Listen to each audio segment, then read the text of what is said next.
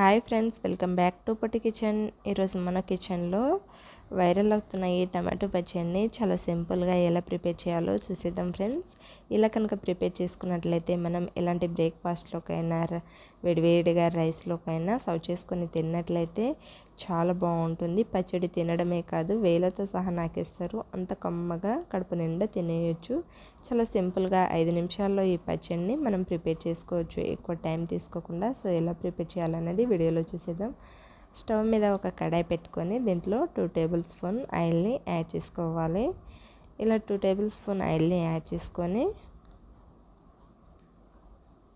దీంట్లోకి ఓ 10 దాకా పచ్చిమిర్చిని యాడ్ చేసుకోవాలి.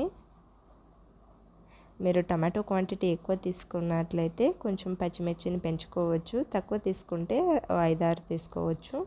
సో నేనైతే ఇక్కడ 250 గ్రాముల టమాటోస్ని తీసుకున్నాను. వీటిని ఇలా పొడవుగా కట్ చేశాను. మీరు కావాల్సిన షేప్లో కట్ చేయొచ్చు.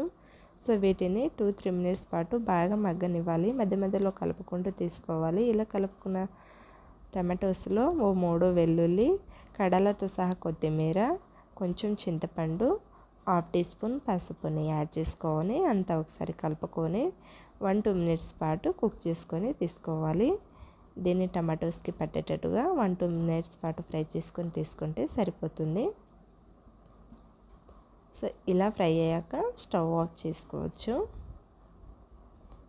సో స్టవ్ ఆఫ్ చేసేసి పూర్తిగా చల్లారిపోయాక ఒక మిక్సింగ్ బౌల్ తీసుకొని దీంట్లోకి యాడ్ చేసుకొని మనకి ఎంత వీలైతే అంత మెత్తగా గ్రైండ్ చేసి తీసుకోవాలి.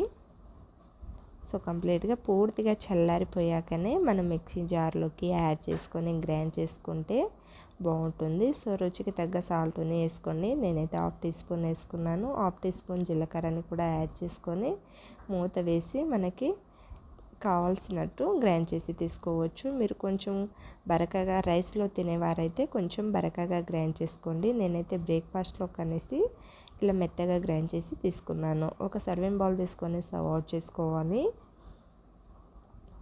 ఇలా కంప్లీట్గా సర్వ్ అవుట్ చేసుకొని దీంట్లోకి కొంచెం పోపుని ప్రిపేర్ చేసుకోవాలి. 1 టేబుల్ స్పూన్ చొప్పున శనగపప్పు, మినపప్పు, ఆవాలు, జీలకర్ర, కొంచెం కరివేపాకుని యాడ్ చేసి ఇలా పోపుని 1 మినిట్ పాటు ఫ్రై చేసుకొని దీంట్లోకి యాడ్ చేసుకొని మనం దేంట్లోకైనా సర్వ్ చేసుకొని తిన్నట్లయితే దీని రుచి మామూలుగా ఉండదు ఫ్రెండ్స్.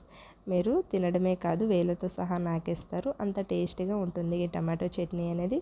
ఒకసారి మీరు డెఫినెట్గా ఈ రెసిపీని ట్రై చేసినట్లయితే మీకు ఎలా కుదిరిందో కామెంట్ చేసి షేర్ చేయండి. ఇలాంటి మరిన్ని రెసిపీస్ కోసం మన ఛానల్ని సబ్స్క్రైబ్ చేసుకోండి. Thank you for watching.